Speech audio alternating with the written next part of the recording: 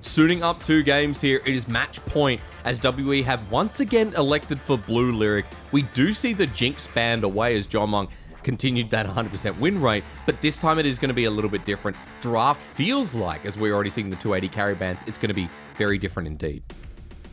I want to see if Suning ban the Kai'Sa here because with you taking Jinx Tristana off the table, I feel like Kai'Sa is a very clear first S+ tier pick right now. Suning banning Tristana is just a response to the Jinx ban, right? If you don't have that to counteract that in lane and in team fights, they just don't want to go for it. So all eyes on Suning here. They did ban Kai'Sa last game. They did. 5 seconds. Let's find out, ladies and gentlemen. You were anticipating the Kai'Sa, you got the Orianna. So at the very least, things going to change, and maybe they're happy to give it over as that first pick. Or WE still valuing the Hecarim, which I do feel like Hecarim is the strongest champion in the meta. Yeah. He just does so much, right?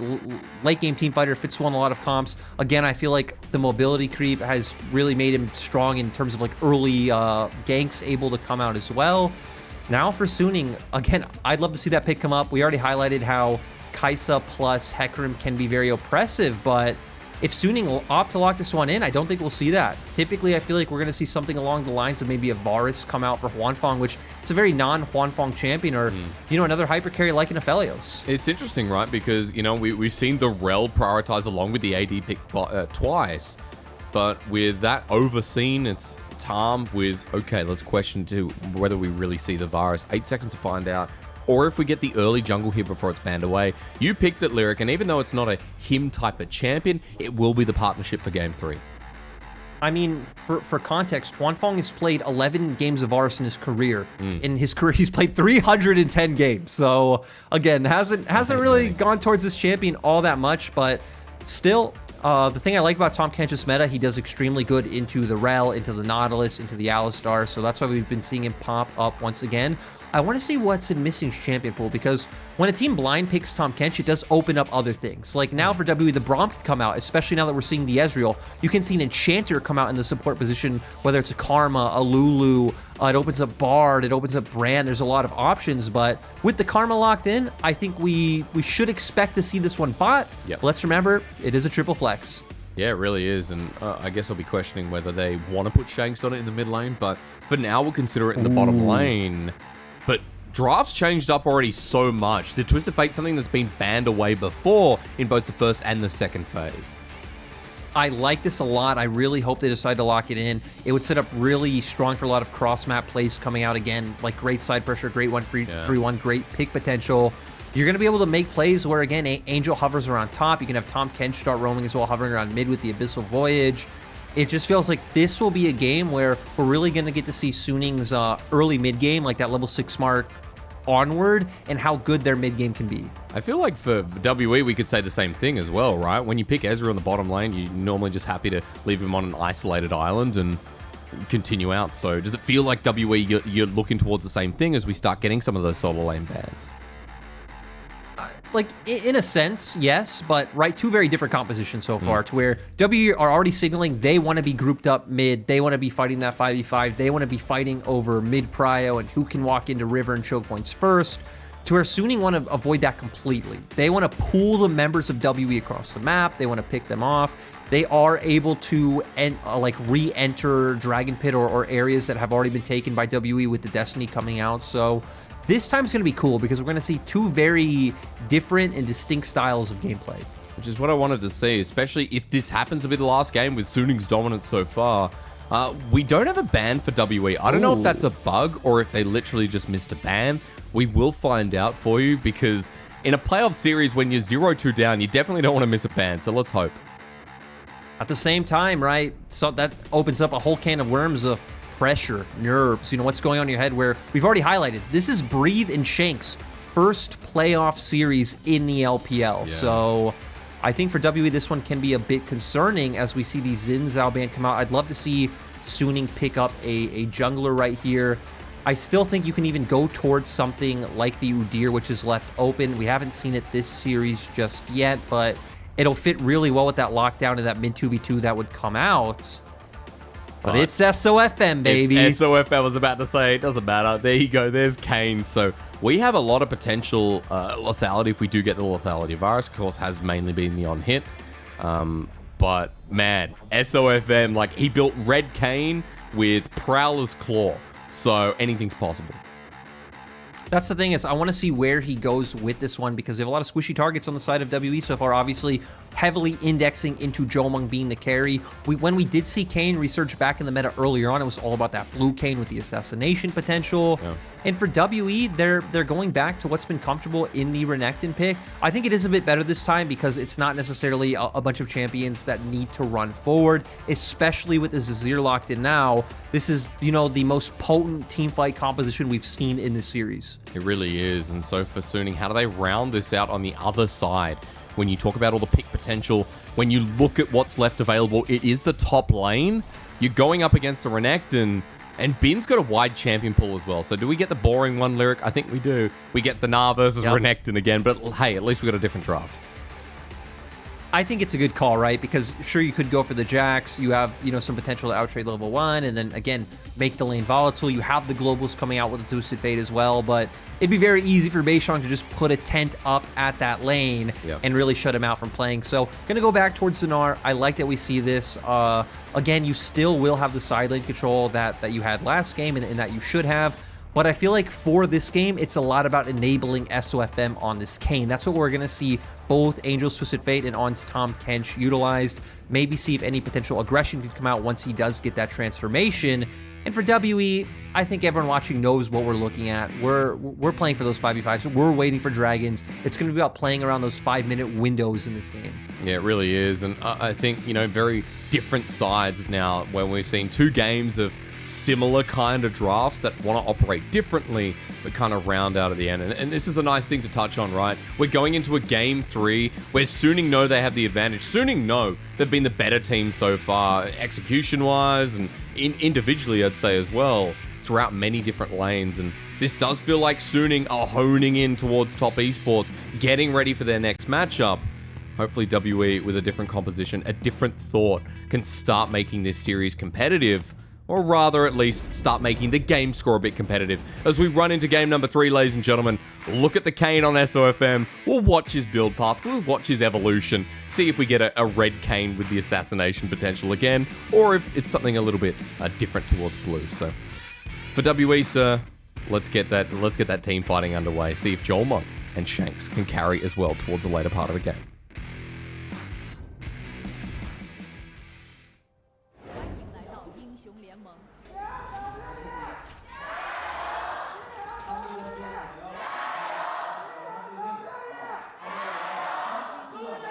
And as we enter Summoner's Rift, Suning a stacking bot. Now, Jolmong is an Ezreal. Ezreal usually starts with the Mystic Shot. He's going to spot them out. But Suning, do they have the gap closed? No one's willing to commit a Summoner, so Jolmong will just spot them and walk away.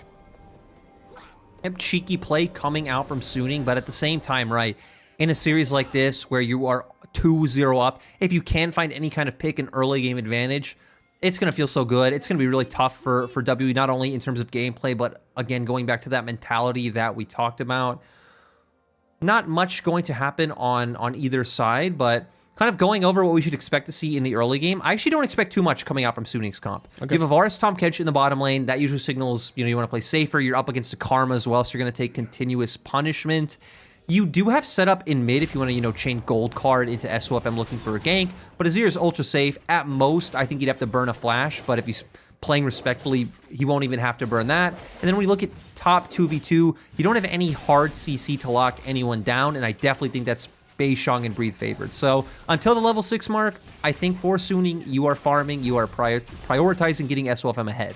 Yeah, just farming up in the jungle is all Kayn's like to do. I also want to point out, last time we saw this Kayn, he ran Teleport Smite.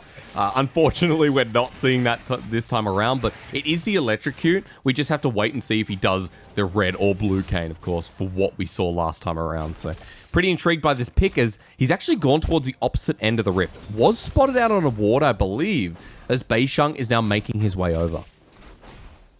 Yeah, and, you know, I would expect that Beishang will just opt to trying to go into, you know, maybe either a mid gank and trying to turn that into some cross mapping into the topside jungle. But Doesn't do that, gonna walk in his jungle, and actually looks like they didn't spot out SOFM when he came in. Oh, okay. Looks surprised that his Raptors aren't there, and he's just gonna be behind. So Suning already executing on their game plan. Their game plan isn't necessarily any ganks, any early actions. It is just about getting this guy ahead. They're already doing that, and Beishang looking to respond in bot side with the fact that Jomung and Missing have prio. Doesn't want to get triple buff, but Tom Kench exists. Throw him back towards your side of the map. Smite down, and thank you so much. On, definitely on.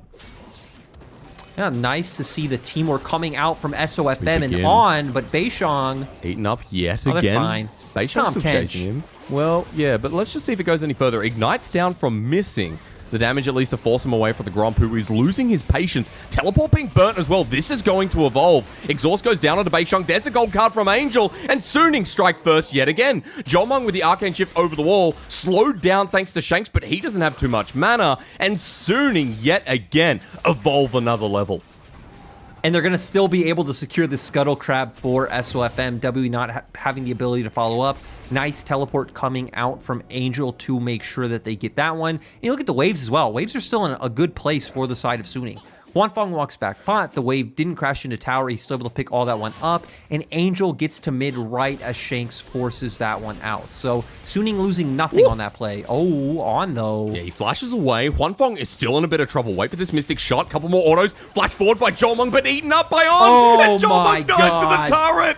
Tom Kench does that, man, and you got to respect it. And the thing is, you can rationalize why he thought he could walk through River there. Because you look at that stacked minion wave, On probably thought he's fine. There's no way they're going to trade into me here, or even if they do, they will lose out. And sadly, we do see that that does end up being true with the flashes that are blown, with the Devour coming out as well. And this is just so heartbreaking to see from WE so far. Lyric, this early game, man, it's not looking too great, and... You know, it is a Hail of Blades Varus. We didn't get a chance to talk about that because of how it's evolved. But he's now got 2 kills to his name. A tier double longsword after they thought they found On and Huanfeng. Yeah, and we're going to get a replay of this again. Walks through, you see they do have the minion wave, so I feel like that's why On felt secure. Jomung keeps going forward. And look, they are taking all this minion damage the whole time. Does go into turret with the flash. Just a bit too far forward, and it's unfortunate. But going back to that Hail of Blades point, we don't see too much Hail of Blades Varus. From what I have seen in solo queue and pro play, typically does signal the lethality coming out. Of course, it is stronger in the early trades than something like the lethal tempo. But yeah, it's going to be interesting to see where Huanfeng goes with that. But right now, we're looking at Breathe and Bin, but Breathe gets out just fine. Yeah, he's playing it close to the chest there. If he gets locked down, I'm not sure if that's the same story we saw on our screens. But at the very least, take stock of the situation after what happened. Suning up 1,000 gold and then some. Beishang behind in his jungle as he got triple buff by SOFM. SOFM a level lead for now as well, and he has the serrated Dirk, so it does feel like we're getting the traditional red canes, rather blue, excuse me, as not sure what we're looking in the replay here. Oh, they tried to get bot, and 1v2 Huanfeng does a lot of damage. And again, it looked like there was at least like 15 minions there, Hysterics, that they are trying to push through, not respecting at all. And they have bot prio. They're winning by 20 CS. SOFM's going to have no trouble at all taking this away. You already highlighted the serrated Dirk. On the opposite side, Beishang, of course, going for the Lucidity boots. The only place they have pressure is mid, which, you know, Shanks has the range advantage. He has Comet, which is the aggressive trading rune as well. So at least there's you know, a point of pressure somewhere. And even Breathe is doing just fine in this topside matchup. Yeah, better than we've seen with most Renekton's against the Nas. So as he escaped narrowly earlier, up about 2-4 CS there on the board, you can see. I'm taking stock of the map right now, Lyric, as the Dragon goes down to Suning. And as SOFM goes back to farming, I think his farming path as well will take him nicely towards the Herald. So it does feel like he's going to use that advantage he has with the serrated Dirk and a pretty calm bottom lane to try and push it further. And the question is, as WE, how do you kind of prevent Suning's next play? Because the Destiny is already up on Angel. True. Typically, right, there's that old like tradition of you want to attack the global, but that's going to be very tough. Angel's playing very respectfully, playing far back. Also has the spell book. Oh my god. Through. You know what? I'm trespassing right now if I'm SOFM. He spins one more time, gets the electrocute. Now, will he die is the biggest question. He has a flash. Over the wall, follows through. And Beishang took Ghost to the party. He'll survive, but the Scuttle BM, maybe it's worth it. Still, I mean, he did get the scuttle, right? I'm not quite sure. I'm not quite sure. I actually don't think it's too impactful that SOFM doesn't have his flash early on, right? Sure. You're Kane, you have like terrain scaling, you have way to traverse the map and find these early ganks if need be. We're still not at a point where there's any necessary 5v5 skirmishes coming out where, you know, maybe potentially need to find a flash angle onto Jomung or Shank. So still increasing his CS and EXP lead because he's a whole level up, 16 CS up, bot lane's winning, mid lane is fine, and top is in a good place as well. Again, there's no pressure on you. All the pressure is on W right now, and I feel like the first thing is you need to find a way to impact top because bot does feel bot kind of feels like a lost cause at this point in time. I feel like for Beishang, it's about hovering mid, playing with Shanks when he pushes out that wave once again, going towards top side. So even if it is like a 3v3 if Angel follows, I do feel like that is a 3v3 that is winnable by WE. At least put those solo liners in great advantage. I like that you said bottom lane feels like a lost cause, especially when we do see the lethality virus that probably can take on a 3v2 with a Tahm Kench. As SOFM is down the bottom lane as well if anything erupts. Beishang there too. Breathe walking down just to pick up the lettuce. He went to Woolworths and came back after it was a bit rotten. And now for SOFM moving into the mid lane, he'll get spotted out by Shanks, just dancing with the soldiers. And you know what? Egypt was a pretty bold place to be, so I like that SOFM is willing to dance between the pyramids, but he'll back off as well after getting spotted out. You know, I also want to highlight the fact that, you know, we're talking about all these options and, like, opportunities that, ooh, though, Bin. We find the solo kill, no Dominus. Yeah, Dominus does exist. Breathe will heal up a little bit there, but it's close, right? I mean, top lane, we expected it to be very fun in this series now. Within the realms of Nara and Renekton, it's been not bad. I just appreciate you for confirming the fact that, you know, it does exist, but... oh, True. Destiny. Hey, Destiny exists as well. Jomon gets hit with that. There's the Chains of Corruption onto Huanfeng. Yeah, give him more gold. Who's now 3-0 Varus. And that's the thing, right? Missing's flash is just coming up now, wasn't up before. And this is what we were talking about, why we were highlighting, oh, maybe Beishang should try to play more on the top half of the map, because anytime you go for bot side, Angel will match. Even if SOFM isn't there, Huanfeng is so accelerated, it feels like there's no way they lose out on that skirmish.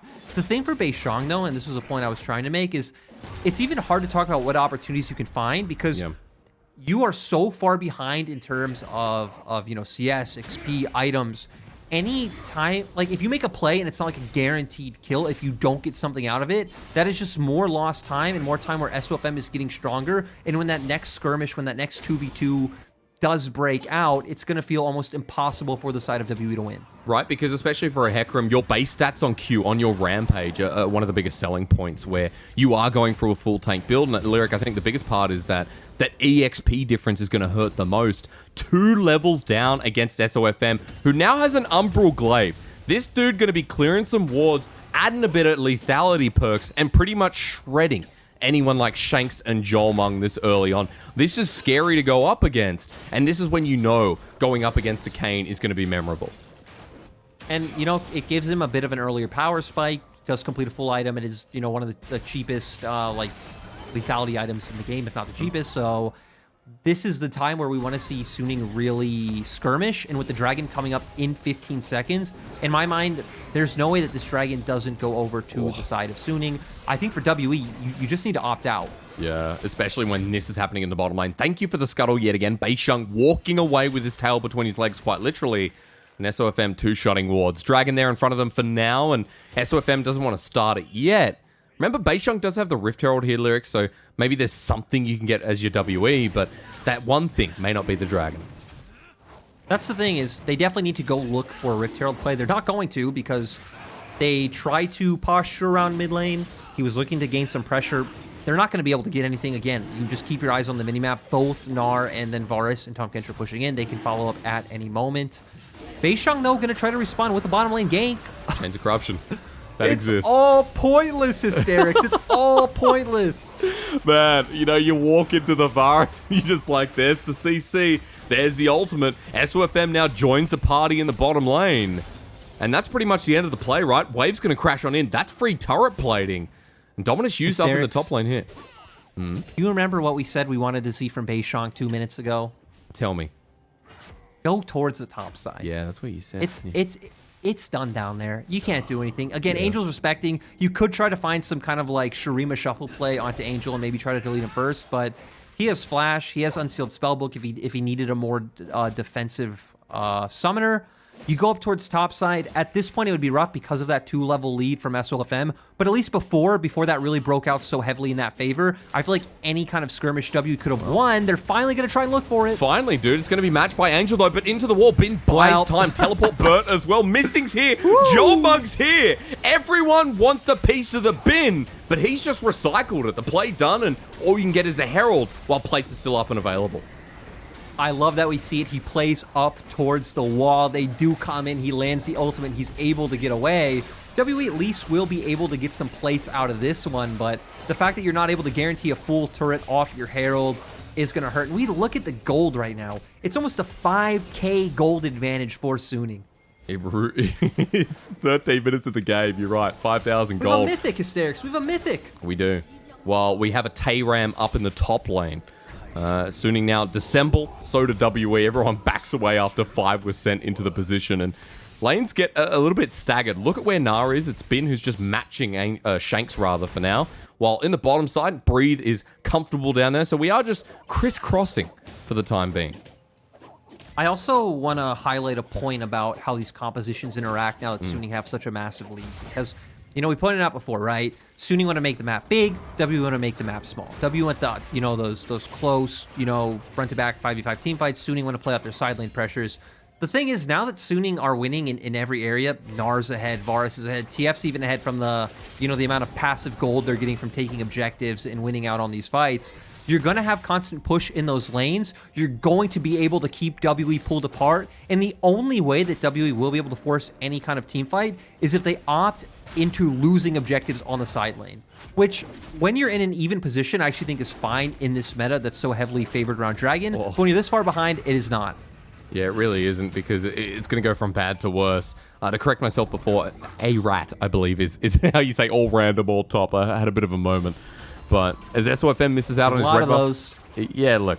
Hey, I mean, this has been a series of moments, right, where coming into this one, we thought, you know, it was going to be... I thought it was going to be WE favored. I thought, Beisheng's going to take over. SOFM's one thing, but Beisheng's another.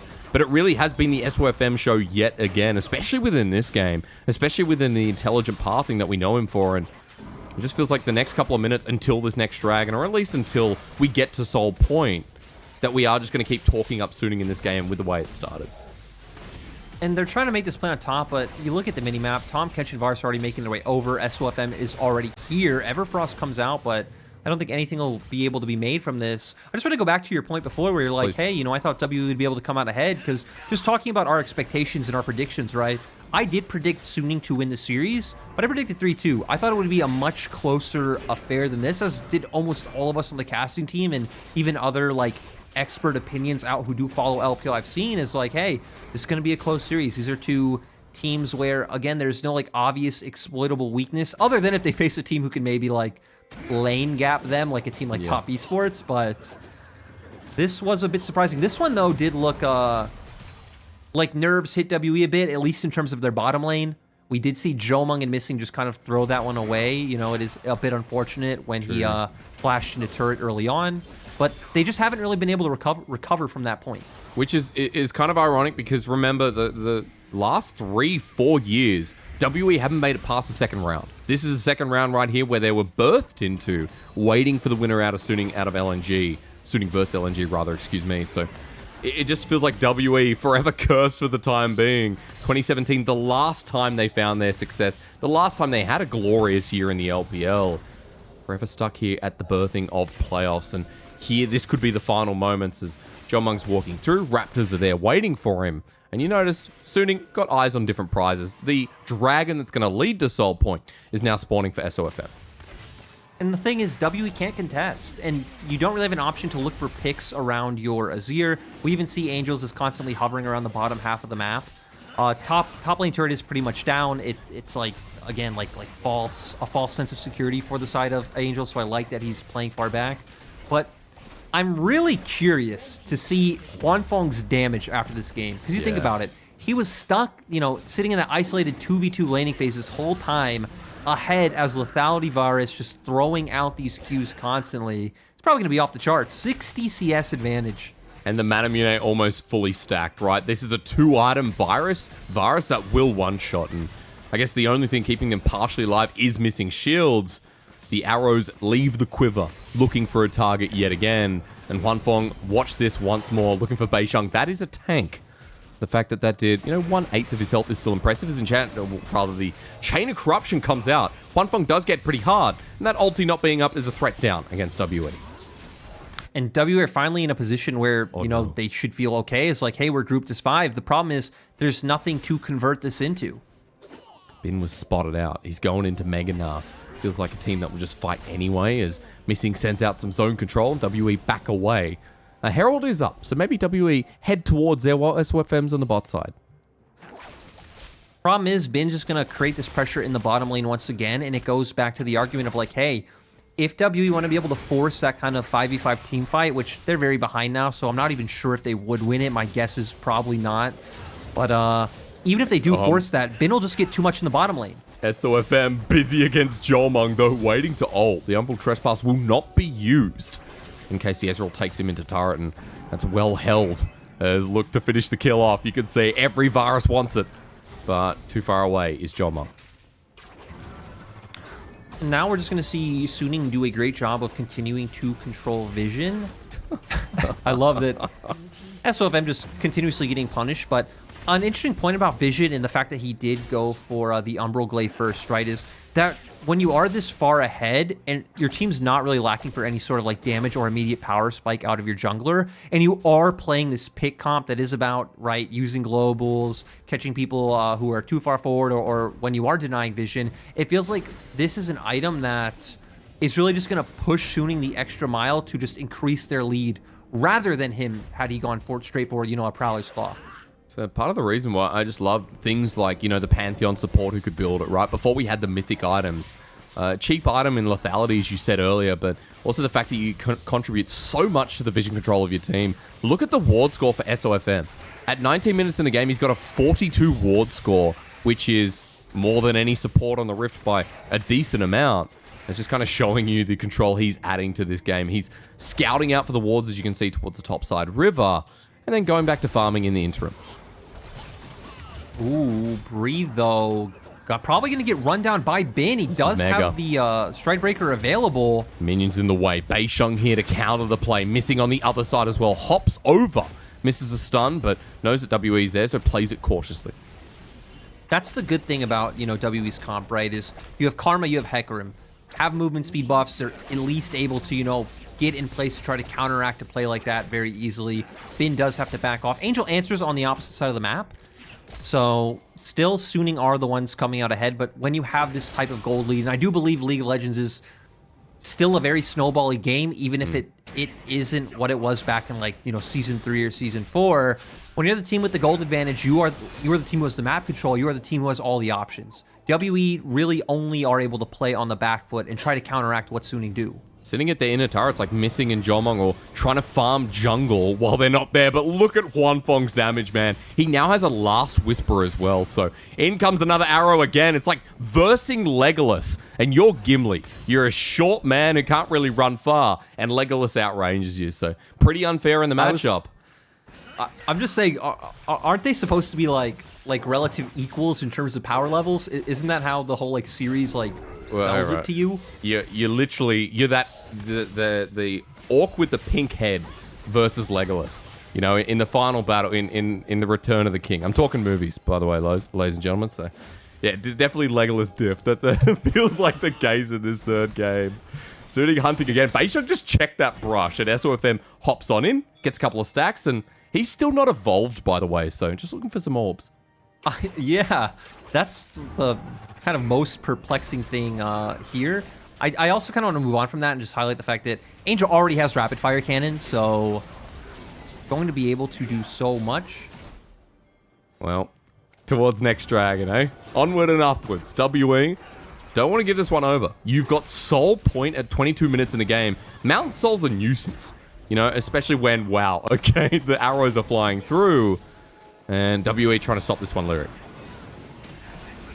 W are trying. They have their members here. Breed is going for the back. He's going to try and TP in, but there is no flank ward to go to. I'm actually kind of surprised that Suning just respect this one and back off. Bin is nowhere close to Mega, but still. Maybe it's a ruse. They're going to go for it. Destiny's Gate. Where's it going to? I haven't seen this Twisted Fate behind enemy lines. The poke coming through again. Dragon resets. Angel's in with a gold card onto Missing. He's drawing them in as the Everfrost finds a two-man stun. Bin not into Mega though, and SOFM over the wall. Baiting them yet again as Breathe has a full Fury bar, but the Dragon, the damage is going down way too quick. WE need to make a decision. Beisheng on Sword of Shadows. He doesn't take it away. There's the Mountain Soul, and Suning find the first. Angel zoning them away. Bin does it again. The Na's unhappy with his current living situation and takes it out on WE. Goodbye, World Elite, and hello, Suning. And Suning do it again. It just comes down to one massive team fight where they're able to step up. They already had the advantage. Beisheng not able to win the Smite fight, as he really shouldn't be able to. He was level 10. SOFM was level 12. Bin finding an amazing ultimate, and they're going to be able to convert this one into a Baron. Man, Suning, this just looks like a riffy-diffy yet again. Not like what we saw with LNG, but Suning's decision-making is prime, is key. It's 8-0 Lyric. It's an 8k gold lead that will extend to 10,000. Mountain Soul and the Purple Worm adds on to Suning here, and this is just a game to behold yet again as we rewatch. And we're going to see WE know they need to go for this one, right? It's Soul Point. He goes for the steal. He's not able to get it. That is Soul confirmed for the side of Suning. He's now locked down. He pretty much gave his life for that, right? He had to go for the 50-50. Bin jumps in, gets an insane ultimate. SOFM able to follow up over the wall as well. Goes in with the ultimate. Angel's there, and, you know, they're just making it look so easy, Hysterics. They really are. 8-0. 10k gold lead. The fact that they are able to play out through sides means this is going to be almost impossible for WE to look for any kind of defense, and Suning are probably strong enough to where they can even just probably dive inhibitor turrets. Just force it in, right? Kane finally evolved here with Edge of Night for SOFM. 2.5 items strong here. Also note Serelda's grudge for Huan Fong, so he has an icy touch to the tip of his arrows, and 5-0-1, it has been Huan Fong diff. It has been diff across the riff as WE are trying to mitigate that back. Everfrost the burst. Down goes the top laner front line as Beisheng's left to his own devices. Angel in the back line, and WE thought they had the pick. This was WE who thought they had everything. The rapid fire cannon gold card nets the start of a double. Shank sends the Emperor, or rather the soldiers, out to keep him alive, but he's the only one left alive at this point. SOFM on the chase, and you just know that his Emperor of Egypt is saying goodnight for a final time. Just great performance coming out from Suning, the diversity in their picks, the way they're able to play out through these sidelines, their team fighting. It's just been such a pleasure to watch. Such a dominant, unexpected 3-0 by Suning. Against LNG, it was a quick 3-0. Against WE, they don't care. They've got a dinner date with top esports ready to hit into the top 4. Ladies and gentlemen, Suning are definitely on with or without Sword Art. And I know it's something we're going to talk about later, but just really quick, we're getting the rematch once again, the grudge match that's kind of forming between TS and Suning, right? We had the LPL semifinal, World semifinal, and we're going to get it once again.